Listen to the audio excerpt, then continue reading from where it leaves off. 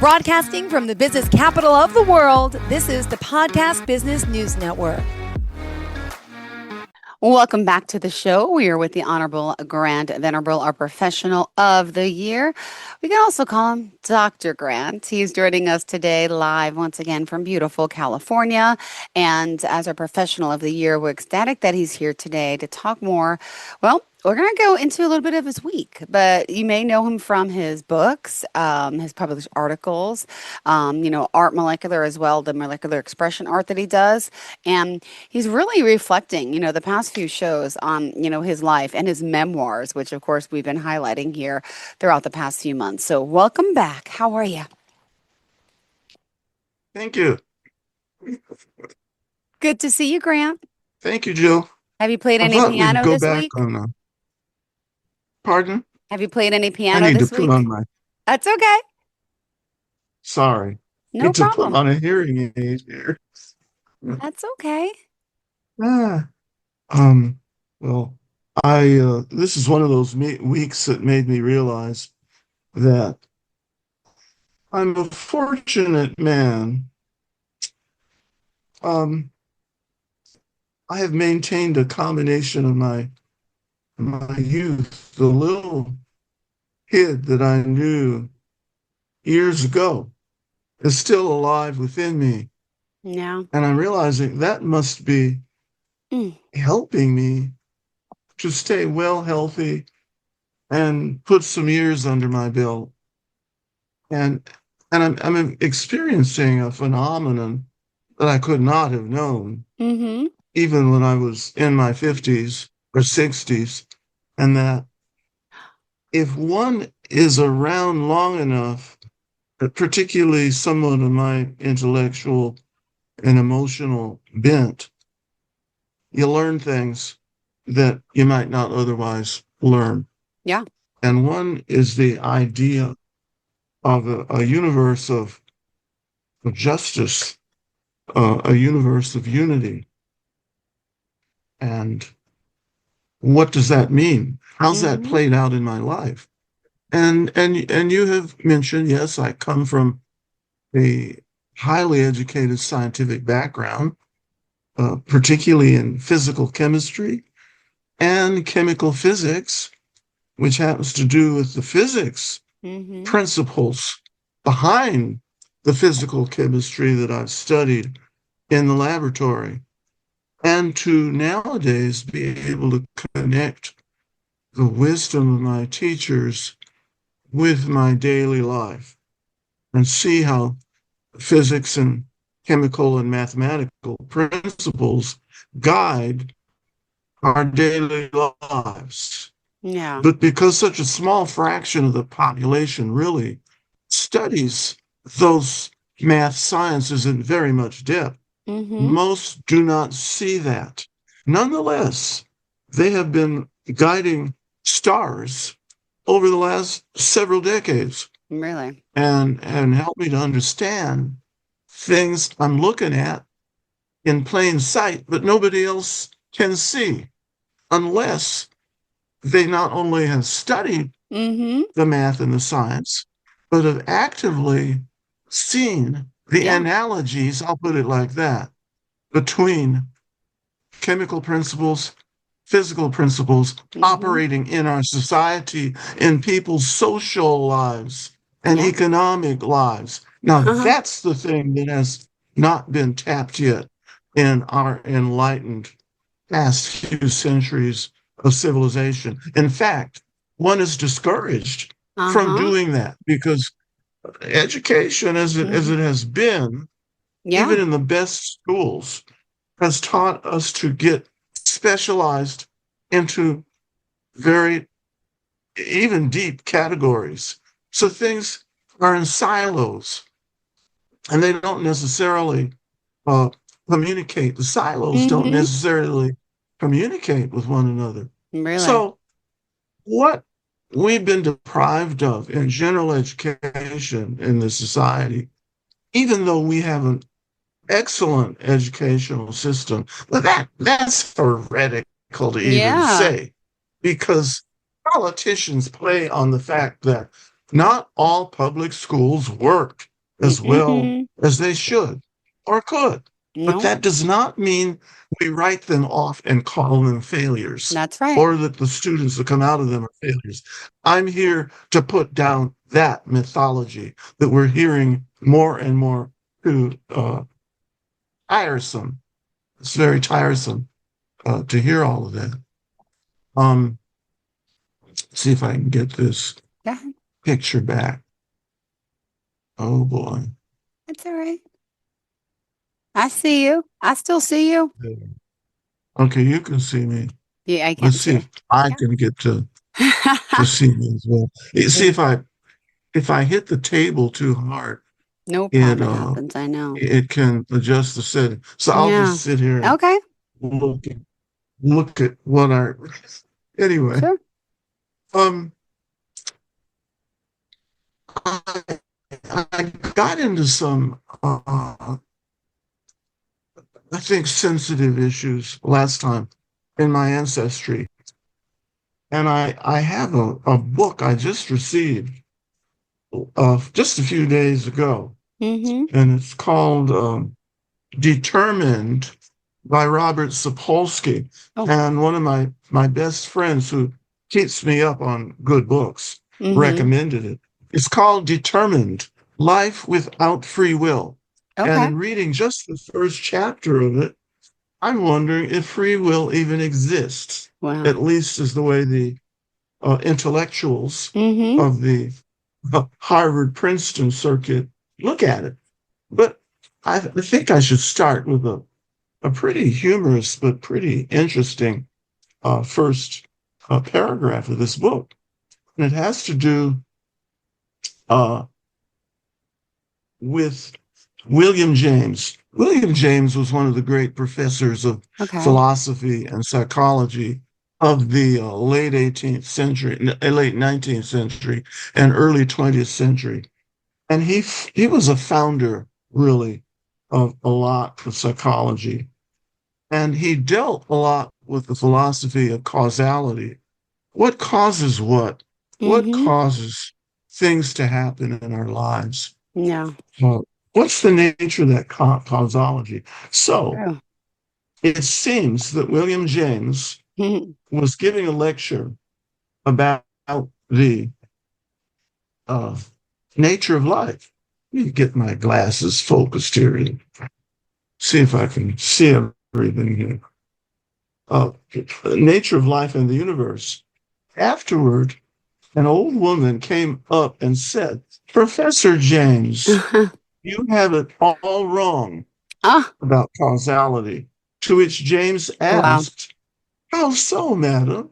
Yeah. Things aren't at all like you said, she replied. The world is on the back of a gigantic turtle. Said James, bemused. That may be so. But where does that turtle stand? On the back of another turtle, she answered. But madam, said James indulgently, where does that turtle stand? To which the old woman responded triumphantly, it's no use, Professor James. It's turtles all the way down. What? And I wanted to holler when she said that. The turtles all the way down thinkers as the fall guy rather than William James. We add our version because we liked James' beard, and there was a building on campus named for him. But the turtles all the way down punch that has been referenced in numerous cultural contexts, including a great book with the title by John Green. All the versions of the story have a male philosopher king, whoever being challenged by an absurd old woman, which now seems kind of sexist and ageist. That didn't particularly register with us then. We adolescent males of our time and place. And then this is the author's voice talking. Yeah. And he talks, my wife is a musical theater director, and I'm her rusty rehearsal pianist, generalized golfer. As a result, this book is riddled with allusions to musicals. If my college self, being ostensibly cool, that is, like real nice and keen and cool, referring to William James, had been told that my future included my family and me debating who was the greatest Elphaba of all time, I would have been astonished. Musicals, Broadway, musicals. What about a tonalism? It's not what I asked for. Sometimes life just slips in through the back door. So anyway, the author is talking about apparently unrelated facts in his life. How does that all relate back to the turtles? Well, it relates to my own life. And what that means is looking at the various unities, patterns that I've seen in life.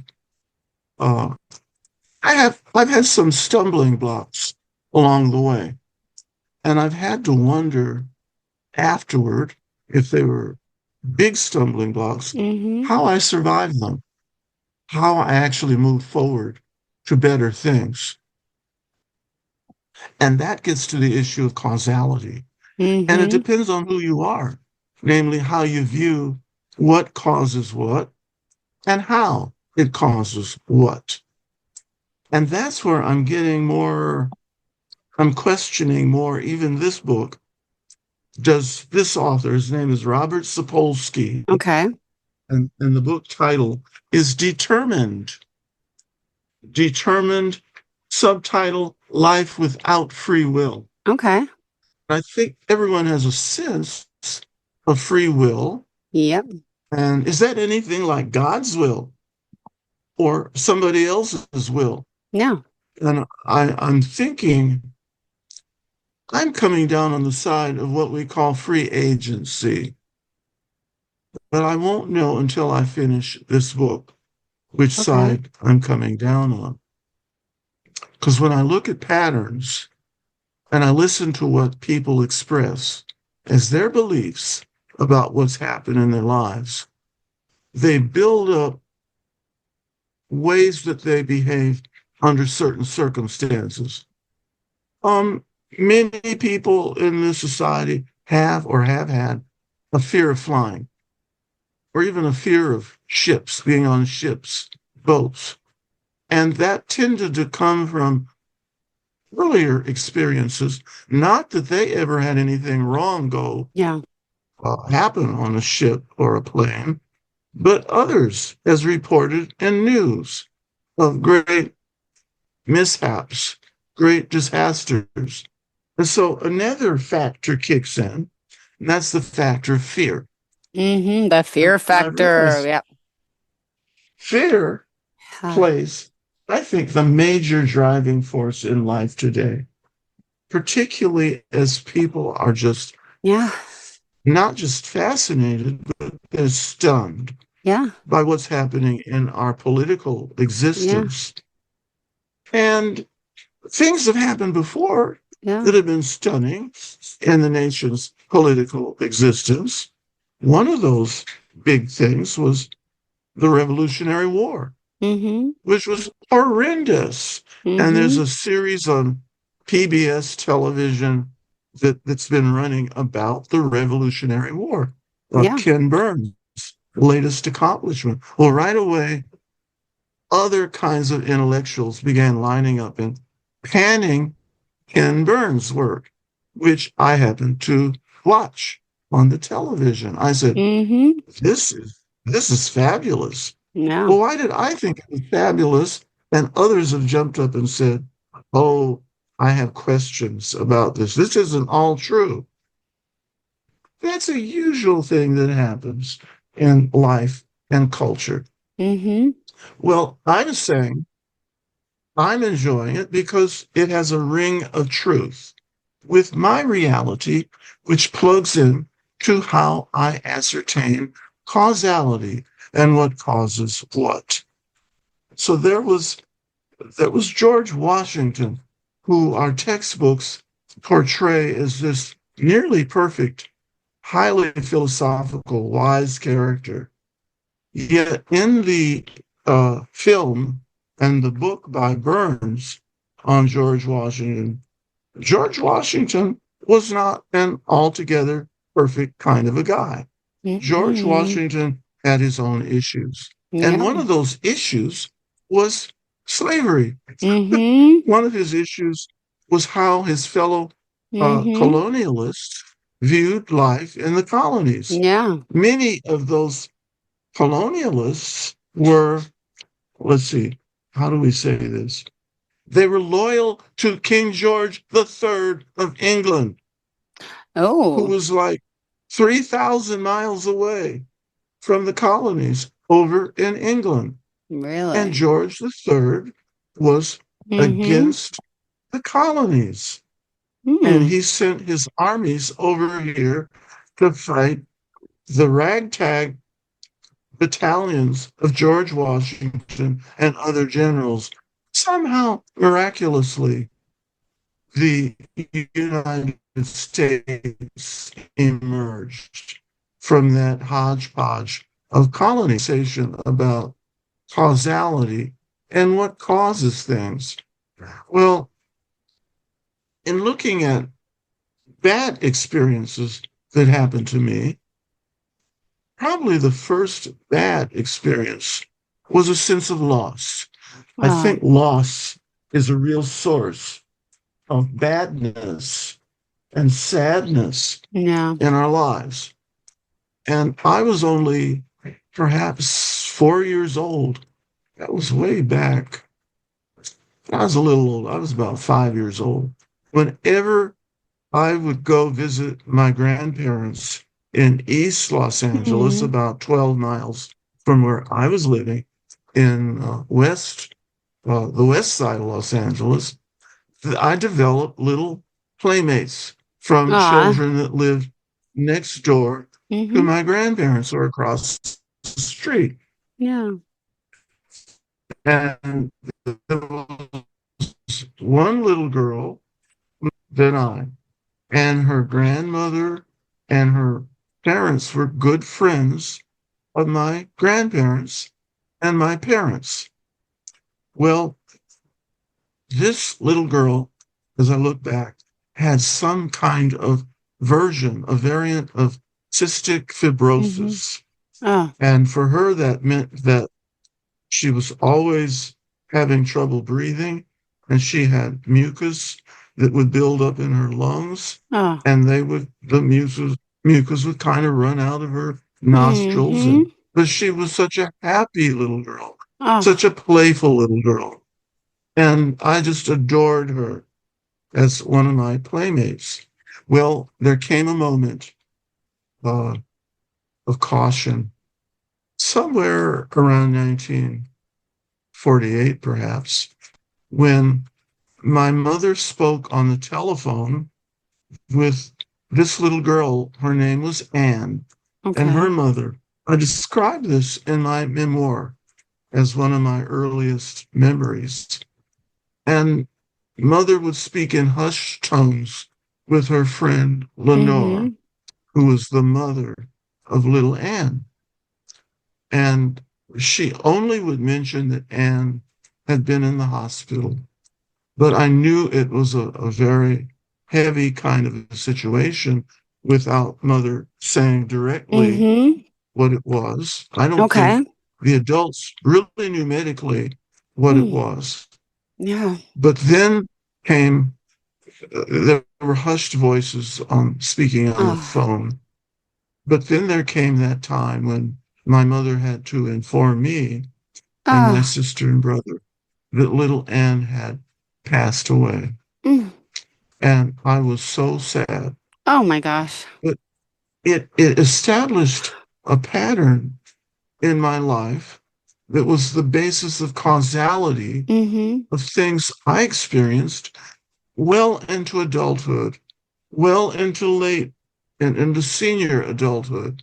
But this is an example of causality operating in our lives because as a little child, I built up beliefs about death coming for friends and relatives, not fully understanding what that meant, but very much understanding how the families always responded Yeah. in the community with such deep sympathy and empathy and support for the families who had lost a relative, particularly a young little child. That is with me even to today. But yet, that episode occurred the same year, earlier the year Oh. that my father's mother passed away.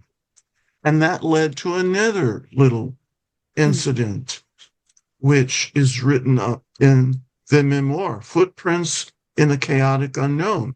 Mm. It made me realize all of my unknowns in life have been Yeah. chaotic.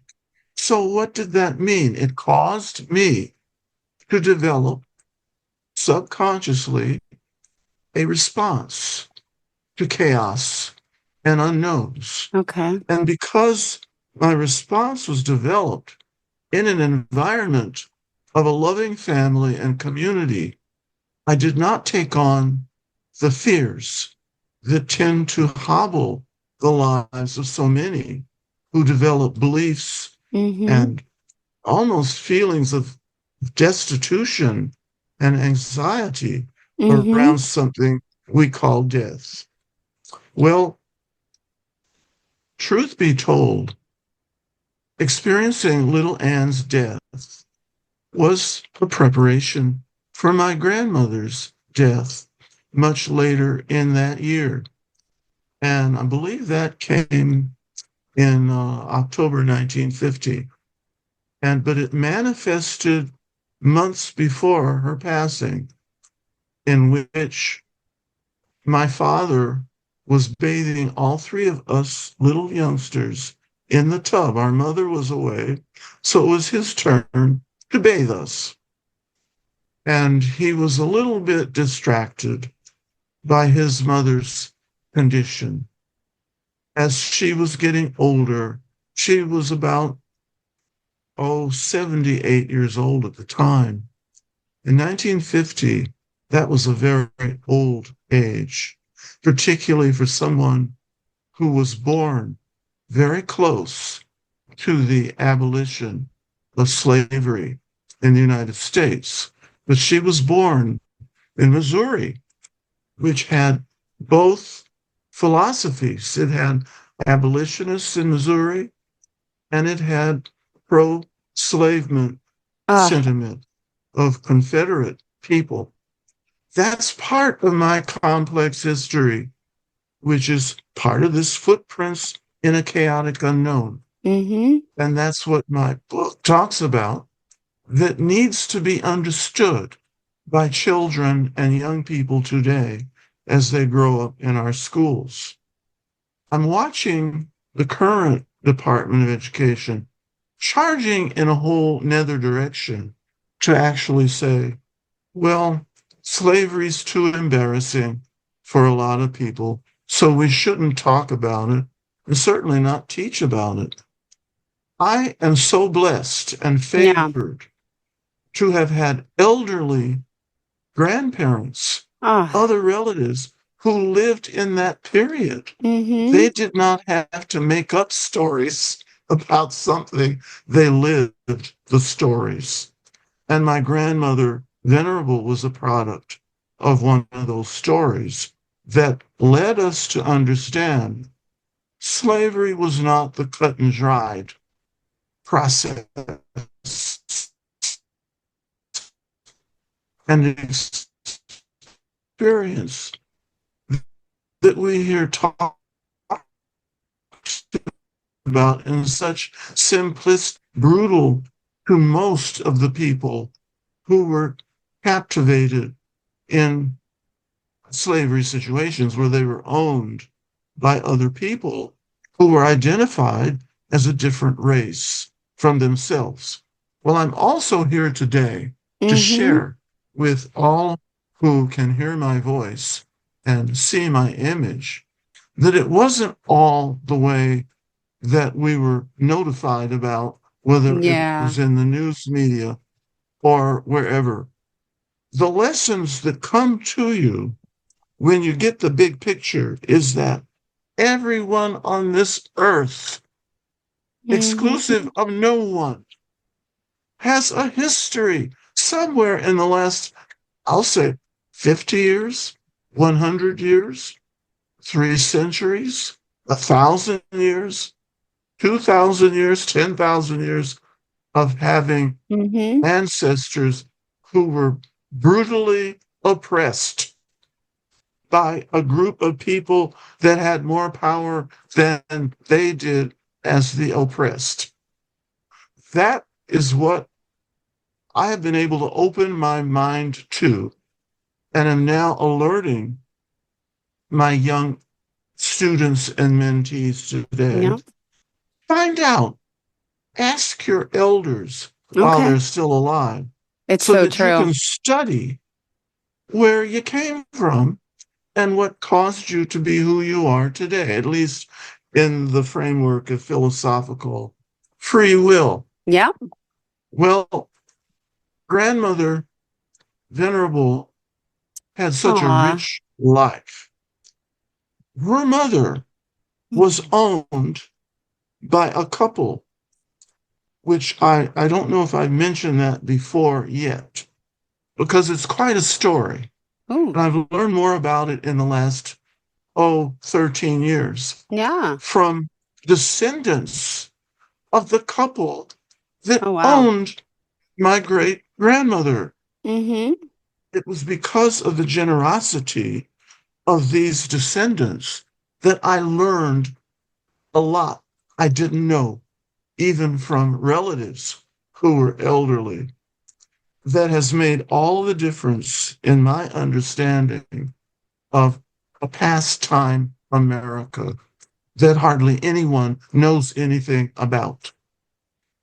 It was a couple, the couple were prominent people in the Confederate forces of the United States. The father of this family was a very well-known, celebrated Confederate general. I think of the Ninth Confederate Regiment in Western Missouri. They had an interesting, more than interesting lifestyle. Yes, they were well enough to do that they were able to sustain servants. And at least 2 or 3 of the servants were gifts to the colonel's wife back in the 1860s.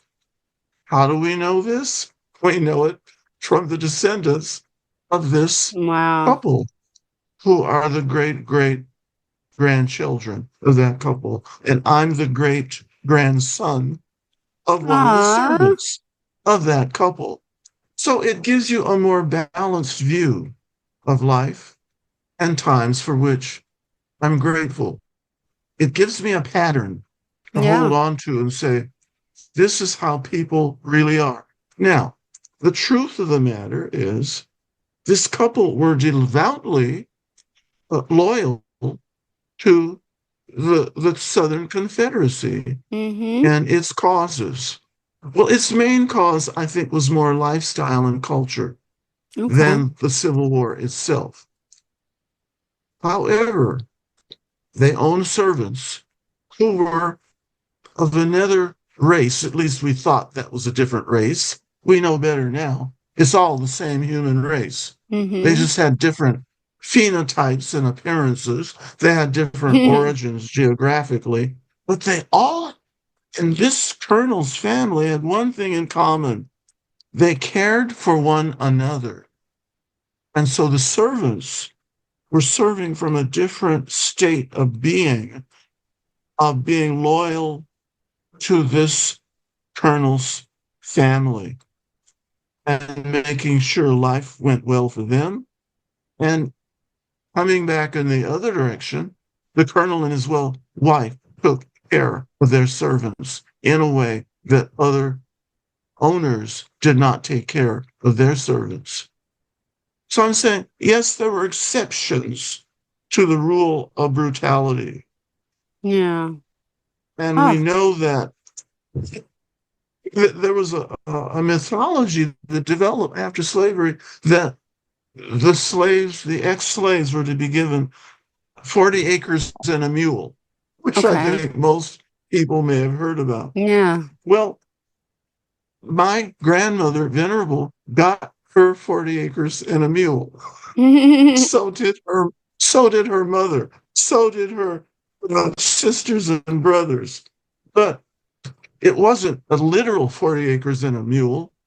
It was a little sum of money that the colonel's wife left in the colonel and her will for the servants. Yep. And I happen to have a copy of that will. It is really an amazing thing to behold because it speaks to the universal humanity of all people, no matter what our beliefs have become about certain classes of people. And I'm so grateful for that. Even as I know the whole truth, I know the highs and the lows. Yeah, of course. Well, it was through that little inheritance that my great-grandma received from her former owners that was passed down to my grandmother. Wow. It wasn't anymore. I mean, today we would say, oh, that was nothing. It was like $250 of course. in 1918. But guess how much that was worth in today's money? I can only imagine. Yeah. enough for my grandmother to buy land, which grew crops that she rented out to people to grow their crops and earn a living. And then after she sold that property through her daughter, who stayed in Missouri for a while, who would send her the profits of the renters on the land.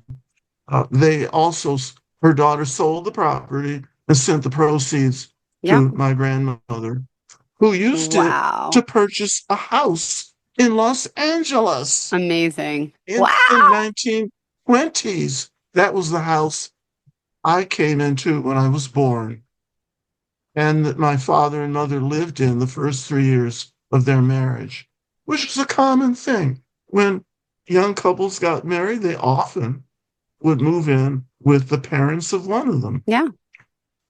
Now, I think our listeners are getting a little sense of what I'm talking about here. I am. in creating a bigger picture of who we are as America, really still are, irrespective of the images that come through to us on the 5 o'clock news. Yeah. Oh, that's so funny. So true. So I'm going to let that sink in. Yes. Because it's a big piece of my causality in figuring out what causes what in my life. So if I leap ahead, like go for it. 20 years to when I was teaching in my second position and got terminated from that position around 1980. It was such a surprise to me.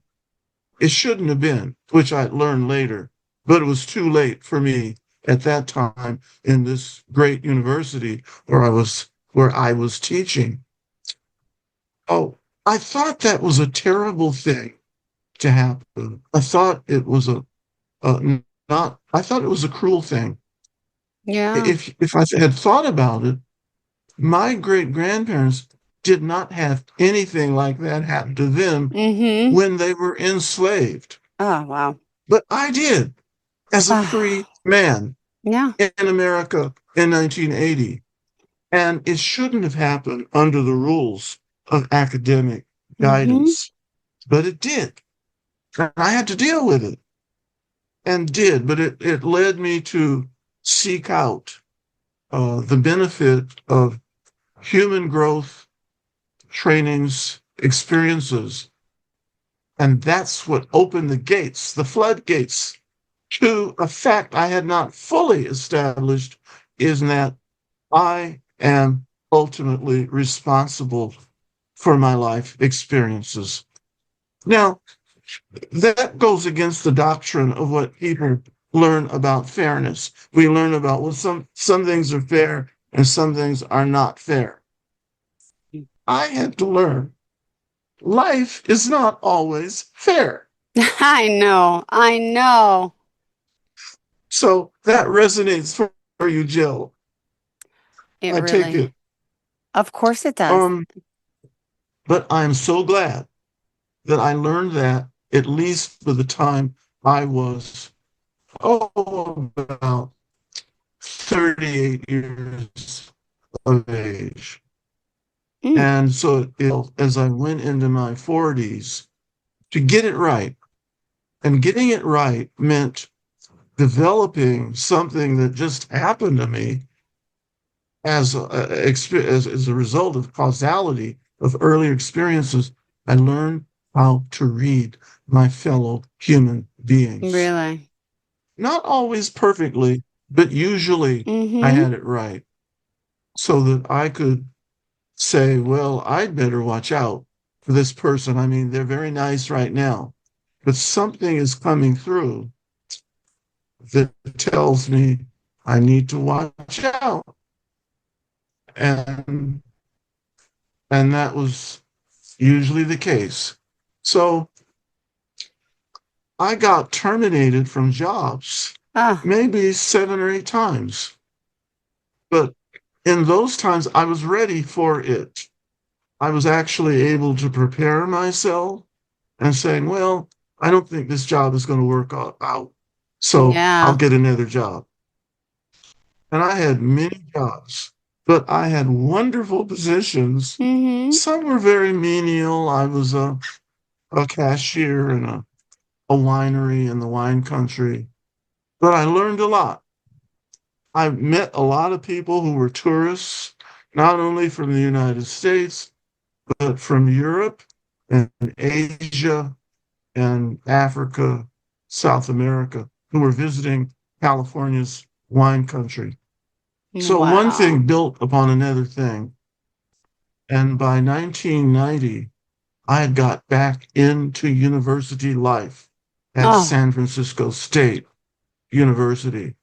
And that was a learning experience because I expanded my experience of subject fields.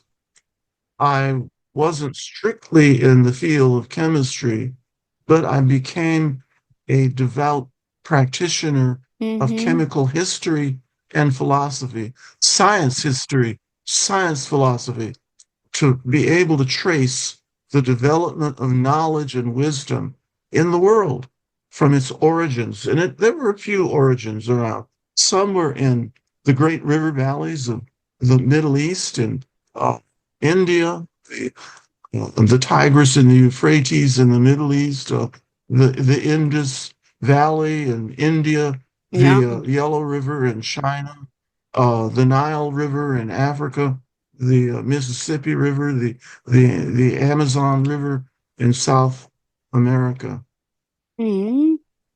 But that's where our knowledge came from, was the traffic, the people that came down those rivers, and they brought their learning with them from further. I mean, the rivers of Europe that brought their knowledge from Northern Europe and down to the Mediterranean and developed all of the high learning, not all of it, but much of it, along the Mediterranean. We talk about the ancient Romans, the ancient Greeks, the ancient Hebrew people, the ancient Palestinians, the Egyptians. Well, the Egyptians, it was both an African culture and a Euro-Asiatic culture. But the Nile was the only major major river in the country that flowed in the wrong direction, Really? according to classical European scholars. You think about it, the Nile flowed from 4,000 miles south of the Mediterranean down in what we call Victoria Falls is down there. And there were people of very advanced culture there, like several thousand years ago. I mean, like 10 to 12,000 or more years ago. We don't hear about that in our usual schooling. But these were ancient African people that had discovered a lot of principles about learning, the flow of rivers, about how to predict the climate, how to use geometry. Well, they developed geometry and brought that learning down to a place that the Greeks called Egypt. And there were many temples along the Nile, religious temples, but those temples studied the laws of nature. Wow. And that's really what I want to wind up with, is we have three really classes of laws that we have to deal with. And because people don't understand the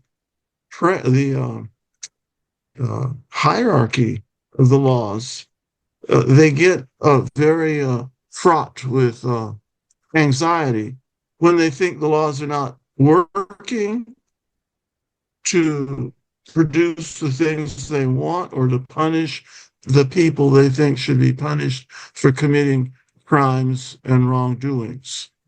And we hear that a lot. We're hearing that about politicians, in Yeah. fact.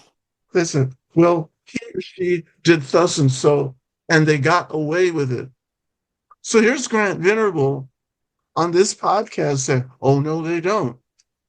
Because those laws, the first step that affects us in our everyday lives are civil laws written by governments, legislatures, Yeah. endorsed by courts, Yep. and enforced by executive branches, at least if they're working right. And things kind of went awry that caused the Civil War, that caused the Revolutionary War. But there was a set of laws long before civil laws. They were the laws that we learned more about in our religions. We had things called gods, and everyone had different views of their gods. And it's important to be responsible to your view of whatever that means. I was to mine, still am. But those religious laws they were actually more severe in their punishment than the civil laws. So if whole peoples were violating religious laws about treating other people's right or wrong, they would be punished by things that were written in scripture called earthquakes and the ground opening up and fire, and they'd be pushed into the fire. And then there was the famous story of the Israelites crossing the Red Sea because the waters parted. Really? Now, whether or not that was true is irrelevant to the truth that it's trying to convey. And that's how people in ancient times conveyed truth and beliefs to the younger generations. That's the importance, not necessarily the fact that they occurred or did not occur. Yeah. Well, then after religious laws, what happened? From China to Europe, to the Americas, scientific and mathematical laws were discovered that had been around before the religious laws as well as the civil laws. So I'm here to say that if you do something wrong and you seem to get away with it, well, I've got news for you. Yeah. If the religious law doesn't catch you, natural laws will. So true. The only drawback to that for many people is they don't get to see the consequence of one's actions if they were bad actions. That's not the point. Yeah. That really is not the point. You're not supposed to. That's the ego. The ego worries about things like that. The ego wants to see dreadful punishment meted out on real evildoers. But in the natural world, in the natural universe, the laws are actually self-penalizing. So if you violate them, you live in a 4-story building, apartment building, and you decide, oh, I think I'll jump off the roof. I'm going to fly. Yeah.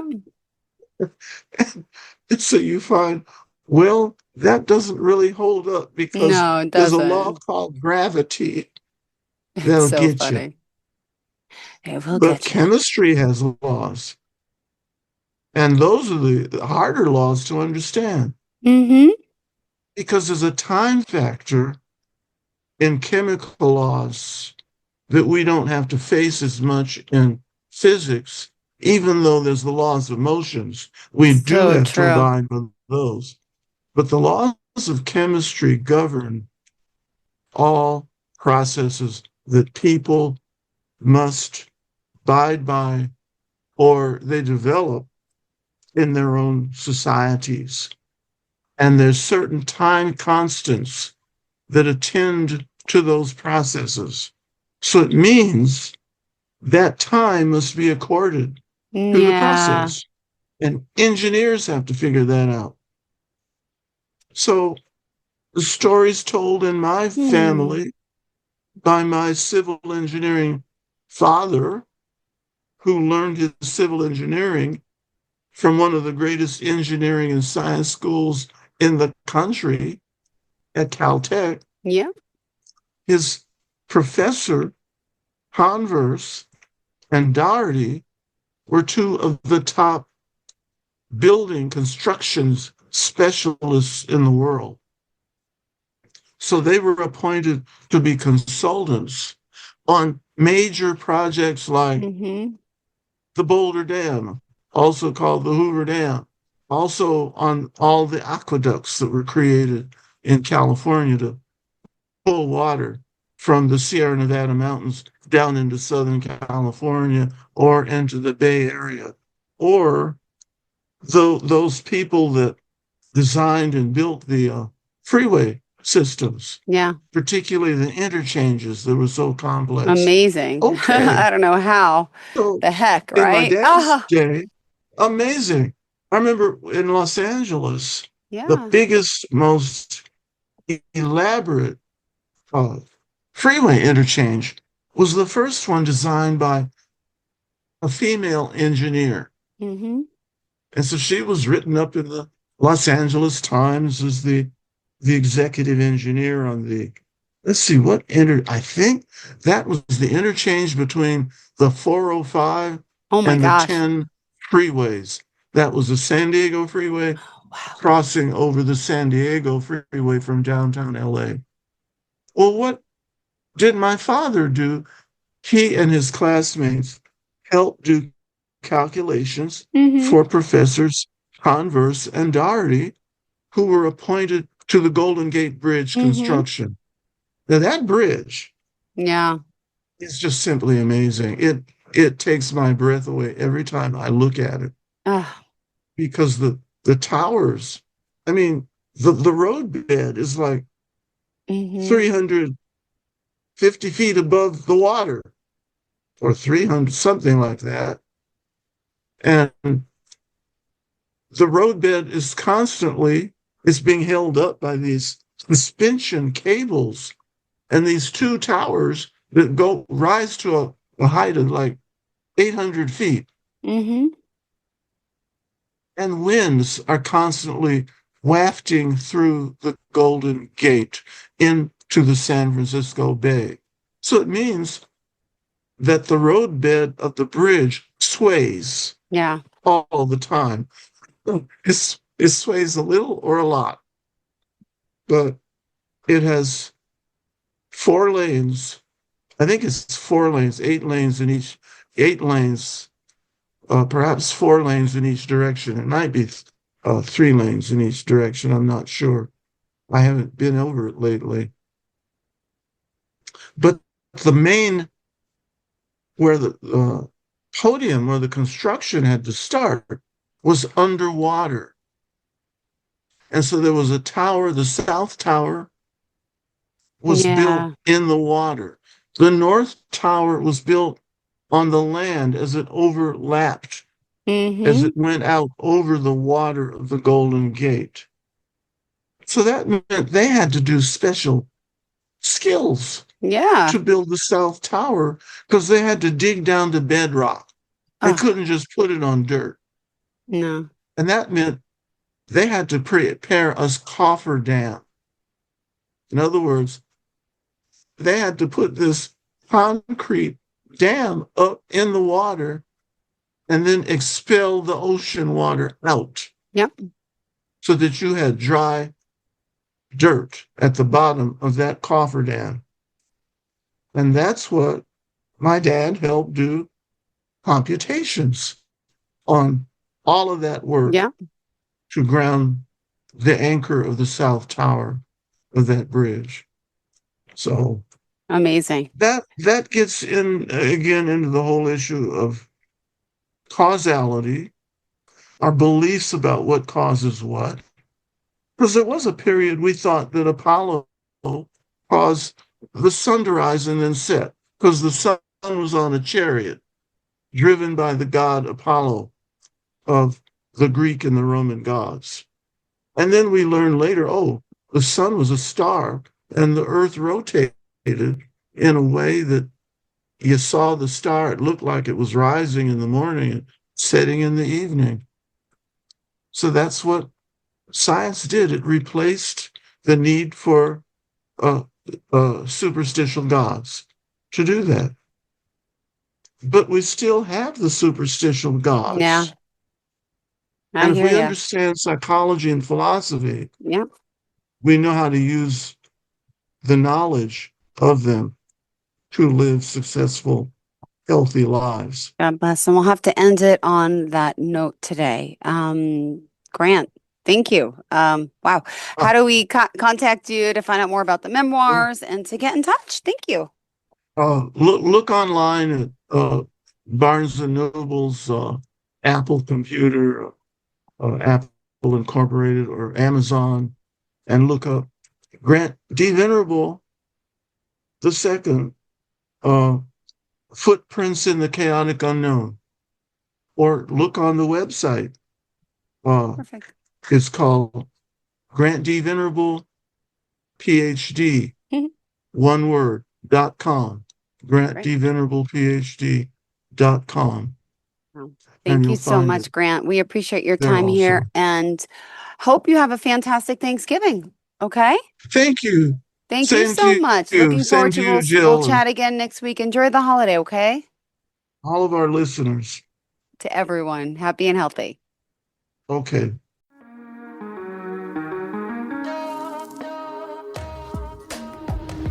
Broadcasting from the business capital of the world, this is the Podcast Business News Network. Hey, what's up, everybody? I'm Jason Derulo.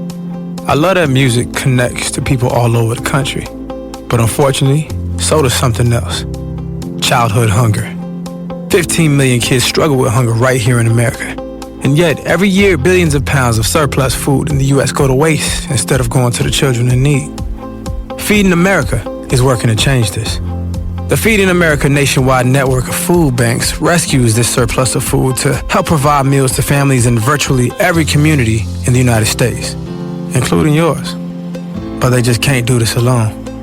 Join me in the fight against hunger in America. For more information on what you can do to get involved, visit feedingamerica.org. That's feedingamerica.org. Together we can solve hunger. Together, we're Feeding America. A message from Feeding America and the Ad Council.